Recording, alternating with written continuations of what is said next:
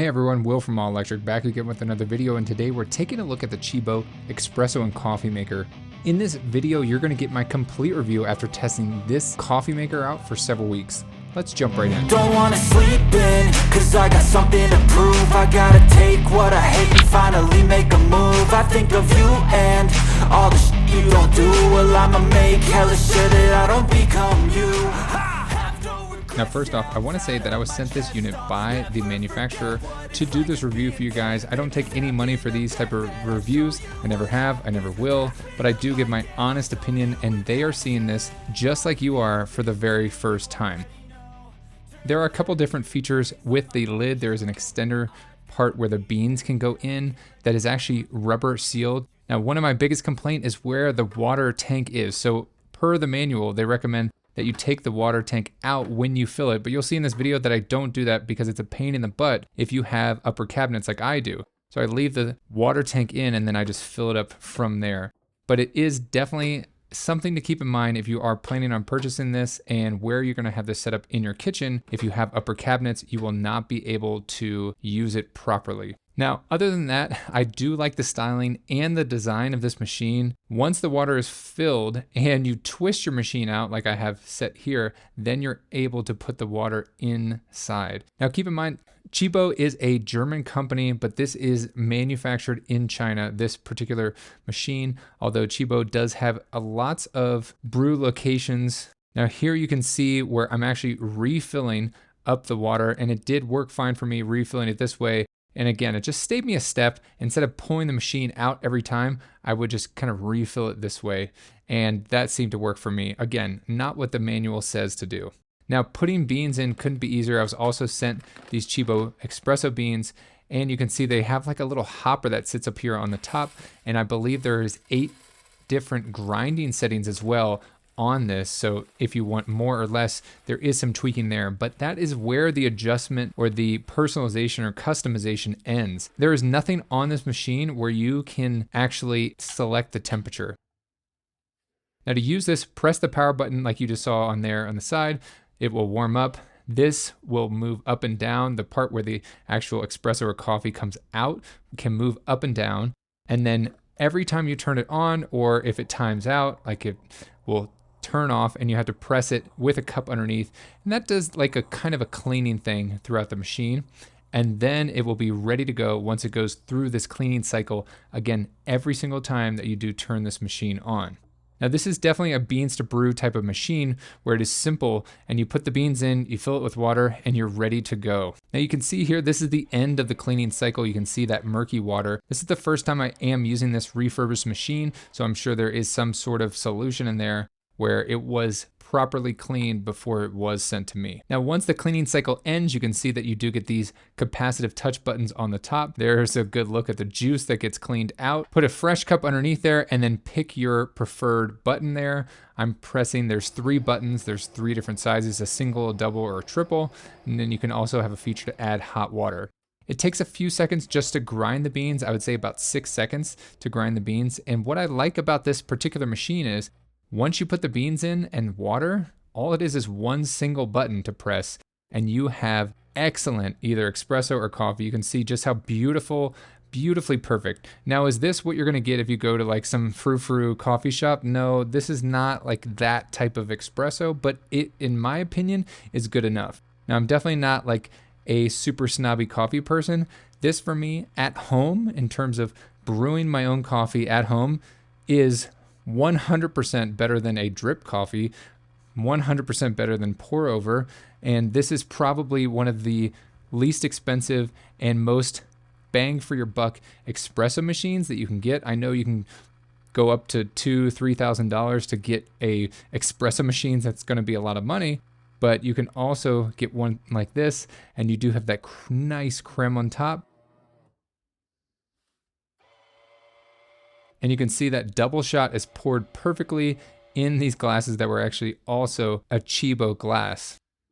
Now, once it's over, the lights do come back on, so you can pour another one, or you can press the button and get another cup of coffee. Now, the only other button up there, or there's 2 other buttons, and that is more beans and hot water. So you can see just that beautiful espresso bean that just is excellent.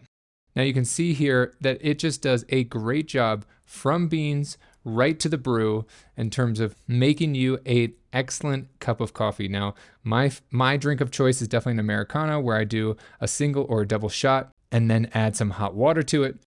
Here, when I press this hot water button, it will do a single shot of hot water right from the machine, so there's no need to heat up additional water anywhere else. It can just simply go right from the machine. Now you do see that when the machine is on, there's a light on the machine. Definitely early in the morning, I do appreciate this when I don't turn all the lights on and I want to make a cup of coffee or an espresso. I can do that right here from the machine without turning any sort of lights on. Now, when you get this error message, that means you need to fill out your dump tray. So that's where all the pucks go. Before I do that, I want to make sure that all the beans are in there. And I do notice that sometimes you have to make sure the beans are pushed around because they do get stuck and then the beans will not fall down and it will read as if it was empty. Now to empty out the dirty pucks, that's going to be on the front of the machine, which I will show you here. The drip tray, I will say, is really nice. That's the first thing you're going to remove, and it is magnetic. So it's super nice and convenient. If you want to remove it and put like a travel mug underneath there, you can easily do so. You can see I have caught a couple of drips in there that I do need to clean out. Now to remove your pucks, you simply pull out this elongated tray here, and you can empty out your pucks by emptying this container right here. Now it is elongated because it does go under the mechanism that actually creates the pucks. Sorry, I don't know the proper name for it, but that is accessed here on the side. So once you snap that back into place, we can twist this unit to the side. Simply pressing down is going to release the magnet at the top, and then it swivels out. So you can see I have not cleaned this purposely so you guys can see me for the first time cleaning this. It has been about 4 weeks and I have not cleaned this out at all. So it's gonna be pretty disgusting in here, but I wanna show this to you guys so you understand why you need to keep this clean. So simply press on the 2 orange pieces there and you can slide this guy out and you can see just how filthy this thing is. It's a good idea that every now and then to take this out and clean it. You can also see some mold has built up on the side of this piece here. So this is what actually presses the pucks together, and that's how you get the wonderful coffee out of this machine. But you can just see how filthy it is and the mold buildup here on the edges. So it's really important that you make sure to keep this clean. Now what's nice is compared to other automatic coffee makers or espresso makers, this machine has a lot less moving parts, although you can see that because of this movement, there is some spillage and some buildup, and that's part of the elongated tray there. It's actually underneath and caught inside the coffee machine there. So it's a good idea that when you do start seeing grounds there at the edge, that you do need to clean this part of the coffee machine out. So you can use some warm water or some light soapy water and rinse all these parts off. Again, a really good idea to rinse them, clean them, and dry them before putting them back in the machine to prevent any sort of mold. You can see I use just a little bit of dish soap just to get everything off of there and make sure it's super clean. Now this is the door part, which the inside does get a little bit dirty.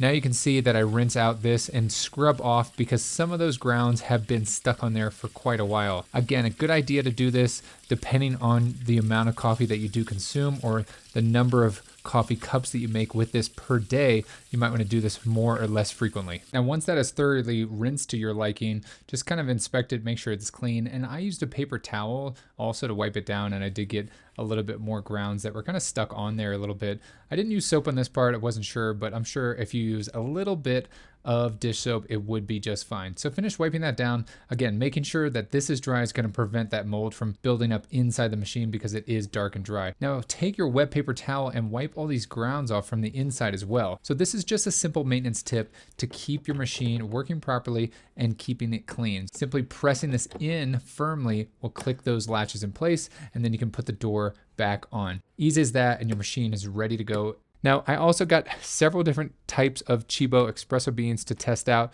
and I would say that all of those were phenomenal. Now, these glass cups were also quite perfect, so if that's your style to drink out of, then that's a good option for you. They also partner with Airscape, it looks like, and put their brand on an Airscape container where you can put espresso or coffee beans and keep them nicely packed and sealed and airtight. This is a great option for you if you have a lot of beans and you don't want to have them go to waste. Now, if you're like me and you don't want to spend a lot of time on frou-frou coffee, this might be a good option for you. And I'll have the affiliate link right below the like button if you want to pick up one of these. And this is a really good option. It looks nice to stay on your counter. Again, my only complaints are there's no temperature settings. I can't adjust the temperature, and the water refill is all the way in the back, so it makes it a little bit challenging. I wish they would have designed that a little bit better. Overall, this makes a really nice cup of coffee or espresso. I hope you guys liked this video. If you did, please give it a thumbs up. Thanks so much for watching. Share this video with a friend, and don't forget to hit that subscribe button. As always, see you in the next one.